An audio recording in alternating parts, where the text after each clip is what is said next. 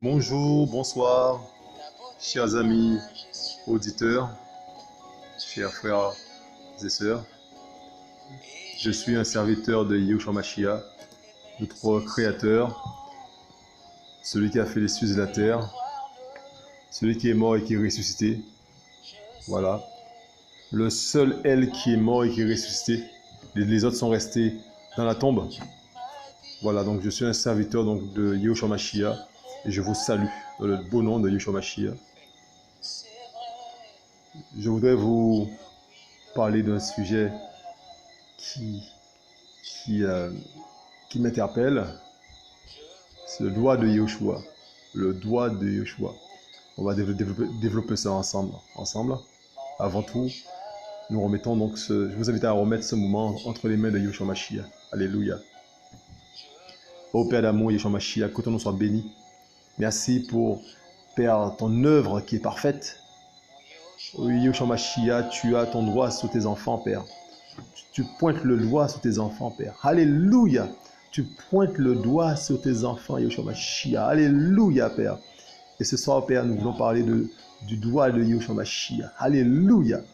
Ô Père, que ton nom soit glorifié à travers ce partage. Au nom de Yahushua Mashiach. Alléluia. Voilà. Donc, comme vous voyez, nous sommes dans 2 Rois. Donc, 2 Rois 8. Les versets 1 à 6. D'accord? Je lis. Élisha, donc Élisée, parla à la femme dont il avait fait revivre le fils en disant: lève-toi et va-t'en, toi et ta famille, et séjourne où tu pourras. Car Yahweh a appelé la famine, et même elle vient sur la terre pour 7 ans. La femme se leva, et elle fit selon la parole de l'homme d'Élohim. Elle s'en alla, elle et sa famille, et séjourna 7 ans en terre des Philistins. Mais il arriva qu'au bout des 7 ans, la femme revint de la terre des Philistins et alla implorer le roi au sujet de sa maison et de ses champs. Le roi parlait à Géasi, serviteur de l'homme d'Élohim, donc d'Élisée, en disant: je te prie, raconte-moi toutes les grandes choses qu'Élisha, donc Élisée, a faites.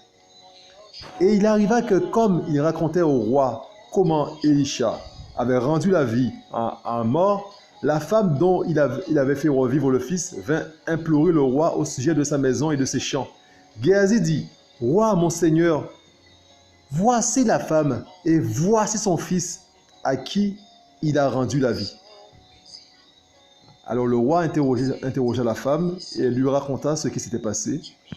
Le roi lui donna un eunuque auquel il dit: faites restituer tout ce qui lui appartenait, même tous les revenus de ses champs, depuis le jour où elle a quitté la terre jusqu'à maintenant. Alléluia, alléluia, alléluia. Je voudrais vous interpeller, comme j'ai été interpellé, sur le doigt de Yahushua. Le doigt de Yahushua. Pour cette femme, le doigt de Yahushua, donc la Shunamite, pour cette femme, Élisée lui dit de partir, car il y aura une famine. Hein? Il y aura une famine, d'accord? De partir. Nous voyons ça donc dans le verset premier. Pour 7 ans. Il y aura une famine pour 7 ans. De partir. Et au bout de ces 7 ans, elle revient. Et ce même moment, au bout de 7 ans, elle revient. Et ce même moment, le roi demande à Géasi de lui raconter les histoires d'Élisée, d'Élisha. En même temps, elle arrive. Cette dame, 7 ans après, elle arrive, elle est devant le roi et Géasi lui dit au roi: mais voici la femme et voici son fils. Je te parlais de quelque chose, mais voici les personnes concernées. Le doigt de Yahushua. Et la dame a eu, on nous dit, hein, au verset 6, le roi lui donna un eunuque auquel il dit, faites restituer tout ce qui lui appartenait, même tous les revenus de ses champs, depuis le jour où elle a quitté la terre jusqu'à maintenant. Yahushua a assuré le retour de la Sunamite, le doigt de Yahushua.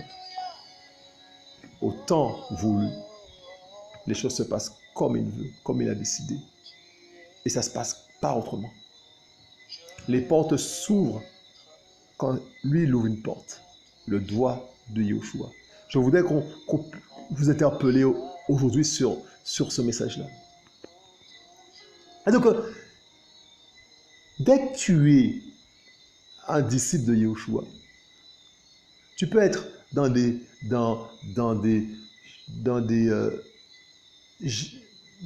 vies qui ne l'ont pas Yahushua pour l'instant. Mais lorsque ton temps va arriver, tu vas rentrer à la bergerie. Alléluia! Tu vas rentrer à la bergerie. Ah oui, peu importe ce que tu es en train de faire maintenant, peu importe ta vie maintenant, si tu es un enfant de Yahushua, le doigt de Yahushua, à un moment donné, tu vas rentrer à la bergerie. Alléluia! Tu vas entrer à la bergerie. Et tout ce qui se passe dans la vie d'un enfant de Yahushua, il n'y a pas de hasard. Le doigt de Yahushua. Alléluia. Ça, c'est le premier exemple. Je vais prendre le second exemple avec vous. Nous sommes dans Esther. Esther 4.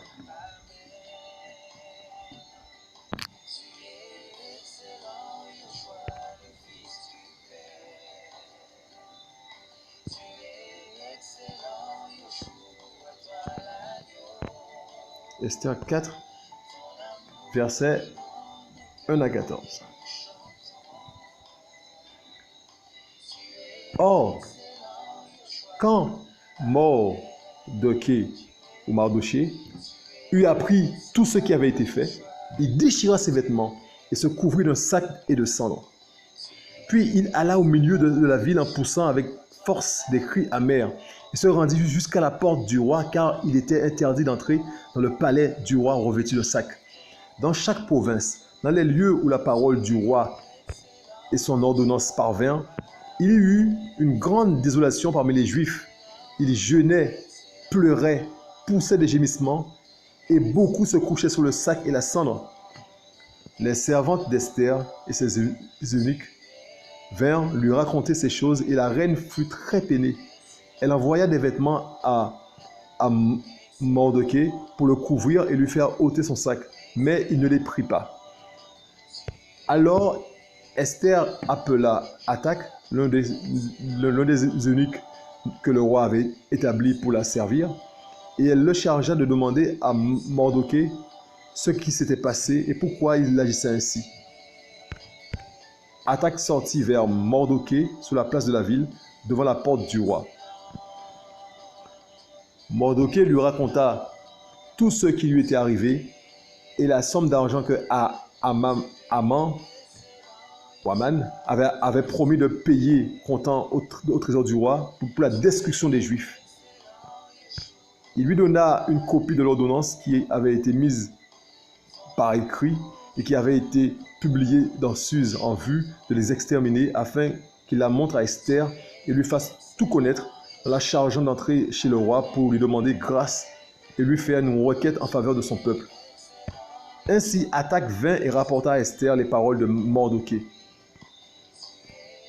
Esther dit à Hathach et lui ordonna de dire à Mardoché: tous les serviteurs du roi et le peuple des provinces du roi savent que toute personne, homme ou femme, qui entre chez le roi dans la cour intérieure sans avoir été appelée, il existe une même loi prescrivant de la mettre à mort, à moins que le roi ne lui tende le sceptre d'or pour qu'elle vive. Et moi, je n'ai pas été appelé à entrer chez le roi depuis 30 jours. On rapporta les paroles d'Esther à Mardoché. Mardoché dit de répondre à Esther: n'imagine pas en ton âme que la maison du roi échappera, plutôt que tous les Juifs. Mais si tu te tais en ce temps-ci, le secours et la délivrance se lèveront de notre lieu pour les Juifs, mais toi et la maison de ton père, vous périrez. Et qui sait si tu n'es pas arrivé à la royauté pour un temps comme celui-ci. Alléluia. Voilà. Voilà la question de Mardochée. Mardochée qui m'intéresse là. Et qui sait si tu n'es pas arrivé à la royauté pour un temps comme celui-ci. Hein? Qui sait si Yehoshua ne t'a pas placé là pour un temps bien précis, celui-ci. Hein? Alléluia. En fait, nous sommes au service de Yehoshua. Il place ses enfants là où il veut. Et nous faisons les affaires de Yehoshua, l'œuvre de Yehoshua. Alléluia. Un enfant de Yehoshua n'est pas maître de lui-même. Il n'est pas maître de lui-même. Le doigt de Yehoshua dans la vie de ses disciples, de ses enfants. Alléluia. Hein? Donc Esther qui est venue à la royauté, si ça se trouve, et ça se trouve, elle est là, pas par hasard. Elle est là, pas par hasard. Et Mardochée lui dit, il y a quelque chose à faire. Si tu ne le fais pas, quelqu'un d'autre le fera. Ou Yehoshua va utiliser quelqu'un d'autre. Et toi, et ta maison, et donc toi, et la maison de ton père, vous allez périr. C'est-à-dire, hein? Verset 14. Mais si tu te tais en ce temps-ci, le secours et la délivrance se lèveront de notre lieu pour les Juifs. De toutes les façons, Yehoshua va intervenir. et on a le choix, quelque part. Parce que là, Esther quand même avait le choix. Et si elle ne fait pas, Yehoshua va utiliser quelqu'un d'autre. Alléluia. Il y a quand même une liberté quand même dans l'histoire. Mais lorsqu'un enfant de Yehoshua est soumis, oui, il faut quand même le souligner. Lorsqu'un enfant de Yehoshua est soumis, ben il fait la volonté de Yehoshua. Mais il est libre quand même dans sa soumission. Et Yehoshua nous laisse libre. Alléluia. C'est pas comment dire ça, c'est pas comment dire ça, nous ne sommes pas sous une dictature, non, c'est pas une dictature, ça on laisse ça pour les hommes. Yehoshua est amour. Alléluia. Nous sommes ses disciples, nous sommes ses esclaves. Oui, nous l'avons accepté. C'est notre choix. Alléluia. Et dès lors que nous sommes ses esclaves, ben, il fait de nous ce qu'il veut. Alléluia. Hein? Lorsqu'un maître rentre chez lui, hein, l'esclave a travaillé toute la journée et que l'esclave vient dans la maison, il est bien fatigué, ben, tant que le maître ne lui a pas dit de manger, il ne mange pas. Alléluia. C'est un esclave. Alléluia. La différence, c'est que nous avons choisi d'être esclaves de Yeshua. On est libre dans ce choix-là. Alléluia. Alléluia. Sache, mon ami, que si tu es enfant de Yeshua, si tu es disciple de Yeshua, tu es au service de Yeshua, tu vas faire l'œuvre de Yeshua et pas ton œuvre, tu vas faire l'œuvre de Yeshua comme il veut et où il veut. Alléluia. Laisse-toi faire. Alléluia.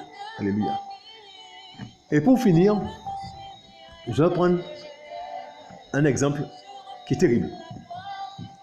L'exemple de l'aveugle-né dans Jean. Nous sommes dans Jean. À chaque fois, je me perds dans ça. Dans Jean 9.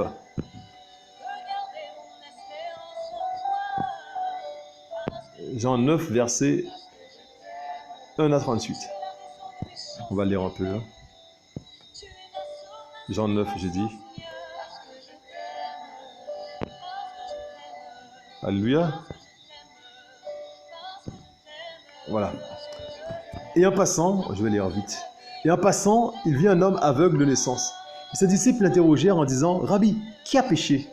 Celui-ci ou son père ou sa mère pour qu'il soit né aveugle? Yahushua répondit, ni celui-ci, ni son père, ni sa mère n'ont péché, mais c'est afin que les œuvres d'Élohim soient manifestées en lui. Il faut que je fasse, tandis qu'il est jour, les œuvres de celui qui m'a envoyé. La nuit vient où personne ne peut travailler. Pendant que je suis dans le monde, je suis la lumière du monde. Ayant dit ces choses, ces paroles, il cracha à terre et fit de l'argile avec sa salive et mit de cette argile sous les yeux de l'aveugle. Et il lui dit, va et lave-toi au réservoir de Siloé, ce qui est interprété envoyé. Il y alla donc, se lava et s'en retourna voyant clair.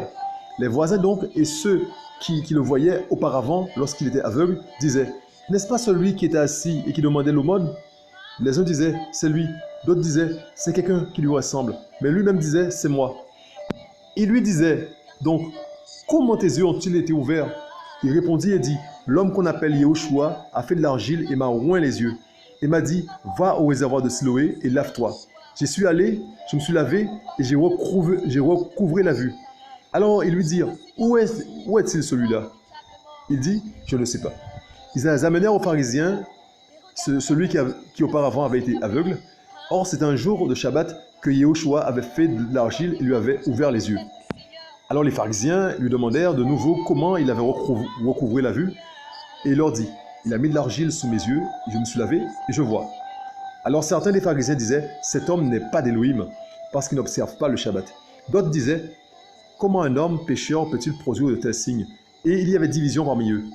Ils disent encore à l'aveugle, toi, que dis-tu de lui? Sur ce qui t'a ouvert les yeux. Il dit, c'est un prophète. Les Juifs ne crurent donc pas que cet homme avait été aveugle et qu'il avait recouvré la vue, jusqu'à ce qu'ils eurent appelé les parents de celui qui avait recouvré la vue. Et ils les interrogèrent en disant, celui-ci est-il votre fils, que vous dites être né aveugle? Comment donc voit-il maintenant? Ses parents leur répondirent et dirent, nous savons que celui-ci est notre fils et qu'il est né aveugle. Mais comment il voit maintenant, ou qui lui a ouvert les yeux? Nous ne savons pas. Interroge-le lui-même. Il a de l'âge, lui-même parlera de ceux qui le concernent. Ses parents dirent cela parce qu'ils avaient peur des Juifs, car les Juifs étaient déjà convenus que si quelqu'un le confessait comme le Mashiach, il serait exclu de la synagogue. Pour cette raison, ses parents lui dirent, il a de l'âge, interroge-le lui-même. Ils appelèrent donc pour la seconde fois l'homme qui avait été aveugle et lui dirent, donne gloire à Elohim. Nous savons que cet homme est un pécheur. Lui donc répondit et dit, je ne sais pas si c'est un pécheur. Je sais une chose, c'est que j'étais aveugle et que maintenant je vois. Mais ils lui dirent de nouveau, que t'a-t-il fait? Comment t'a-t-il ouvert les yeux? Il leur répondit, je vous l'ai déjà dit et vous ne l'avez pas entendu. Pourquoi voulez-vous l'entendre encore? Voulez-vous aussi devenir ses disciples? Alors ils l'injurièrent et lui dirent, toi tu es le disciple de celui-là. Nous sommes disciples de Moïse. Nous savons qu'Élohim a parlé à Moïse, mais celui-ci, nous ne savons d'où il est. Nous ne savons pas d'où il est. Cet homme répondit et leur dit, voilà en effet ce qui est étonnant, que vous ne sachiez pas d'où il est, et il m'a ouvert les yeux. Or, nous savons qu'Élohim n'exauce pas les pécheurs, mais si quelqu'un est pieux envers Élohim et fait sa volonté, il exauce. On n'a jamais entendu dire que quelqu'un ait ouvert les yeux d'un aveugle-né. Si celui-ci n'était pas d'Élohim, il ne pourrait rien faire. Ils répondirent et lui dirent, tu as été engendré tout entier dans le péché et tu nous enseignes, et le jetèrent dehors. Yahushua apprit qu'il l'avait jeté dehors, et l'ayant trouvé, il lui dit, crois-tu au fils d'Élohim? Il répondit et dit, qui est-il Seigneur afin que je croie en lui? Et Yahushua lui dit, tu l'as vu, et c'est celui qui te parle. Et il dit, je crois Seigneur, et l'adora. Voilà, cet homme aveugle-né. Et les disciples de Yahushua qui demandent, est-ce que c'est lui qui a péché? Est-ce que ce sont ses parents? Et Yahushua leur dit, ce n'est ni lui ni ses parents, mais c'est afin que les œuvres, alléluia, les œuvres d'Élohim soient manifestées en lui. Afin que les œuvres, cet homme-là est là, afin que les œuvres d'Élohim soient manifestées en lui. C'est ça notre Père Yahushua Mashiach. Cet homme-là est là de façon à ce que les œuvres d'Élohim soient manifestées en lui. Et il va manifester les œuvres d'Elohim dans la seconde où il est guéri. Comment il manifeste les œuvres d'Elohim? Eh bien, on l'a lu, hein? On l'a lu. Il va rendre témoignage de Yahushua. Oui, il va rendre témoignage et il va même enseigner. Il va même enseigner des érudits. il va enseigner des érudits. Il va leur donner la parole. Il va donner la parole. Et regardez bien ce qu'il dit. Il demande, est-ce que vous voulez être aussi ses disciples? Parce que lui, il était déjà disciple. Hein? Attendez, dans quel verset on voit ça? Hein? Dans quel verset on voit ça? Hein? Est-ce que vous voulez être? Hein? Voilà. Voilà, ici là, verset 27. Il leur répondit, je vous l'ai déjà dit et vous n'avez pas entendu. Pourquoi voulez-vous l'entendre encore? Voulez-vous aussi devenir ses disciples? Parce qu'il est déjà lui. Donc il leur dit, est-ce que vous voulez aussi être ses disciples? Et alors il l'injurièrent et lui dirent, toi tu es le disciple de celui-là. Donc lui, il se considère comme un disciple de Yahushua. Bien qu'il ne le connaît pas, il n'a pas vu. Hein? Mais il se considère comme un disciple de Yahushua. D'accord? Et il demande à cela, est-ce que vous voulez me rejoindre? Est-ce que vous voulez aussi être des disciples? C'est ça Yahushua. Un homme qui a eu la grâce d'Elohim, qui a eu la grâce de Yahushua, qui enseigne à des gens qui sont bourrés de diplômes. Ils sont bourrés de diplômes. Et ils ne profitent pas de la grâce de Yahushua. Waouh, waouh, waouh, waouh. Père, fais grâce, papa. Alléluia. Donc c'est le doigt de Yahushua. Cet homme-là était là pour que les œuvres d'Elohim soient manifestées en lui. Alléluia. Cet homme-là était là pour que les œuvres d'Elohim soient manifestées en lui. Ça nous dépasse. Alléluia. Ça, on ne peut pas mépriser quelqu'un. On ne peut pas mépriser quelqu'un. Lorsqu'on voit quelqu'un dans des conditions, on ne sait pas, on ne connaît pas le doigt de Yahushua pour cette personne-là. On ne connaît pas. On ne peut pas mépriser quelqu'un. Il faut l'amour. Il faut avoir le regard de Yahushua. Le regard qu'il a envers ses enfants. C'est ce regard-là qu'on doit avoir envers ses créatures. C'est ce regard-là qu'on doit avoir. Ce regard d'amour. C'est ça qu'il a dit, aimez vos ennemis. Aimez vos ennemis. Hein? C'est le regard d'amour qu'on doit avoir. C'est ce regard-là. Alléluia. Hein? Alléluia. Un regard d'amour. Alléluia. Alléluia. Alléluia. Je vous invite à prier. On puisse prier. Demander au Père de nous permettre de reconnaître notre petitesse. Hein? De reconnaître notre petitesse et lui demander qu'il puisse nous utiliser comme il veut, à sa façon. Alléluia, parce que nous sommes ses esclaves. Père d'amour, merci Père pour ce que tu fais, ton œuvre dans nos vies, Père. Merci Père d'amour parce que tu prends soin de tes enfants, Père. Papa d'amour, utilise-nous comme on utilise un pion. Papa d'amour, un pion. Déplace-nous comme on déplace un pion, Père. Et que ton nom soit glorifié, Père, dans nos vies, Père. Oh, Papa d'amour, nous sommes à ton service. Nous, Yahushua Mashiach, tu es notre Papa d'amour, notre Créateur, Père. Tu es notre modèle, Père. Que ton nom soit béni, Père. Merci pour tout ce que tu fais, tout ce que tu es, Papa d'amour. Que ton nom soit béni, Papa d'amour. Réconforte un cœur. Donne à un cœur, Papa d'amour, la force ce soir, Père. Enfin, aujourd'hui. Donne à un cœur la force, Père. Un cœur qui t'entend, entend ta voix, Père. Donne la force à un cœur, Père. Que ton nom soit béni, Père, pour tout ce que tu fais, tout ce que tu es. Merci pour ton œuvre dans nos vies, Père. Aide-nous, Papa d'amour, à accepter ton œuvre, à accepter ce que tu fais dans nos vies, dans nos cœurs. Ne va prendre ta place, Père. Au nom de Yahushua Mashiach. Je vous dis à bientôt.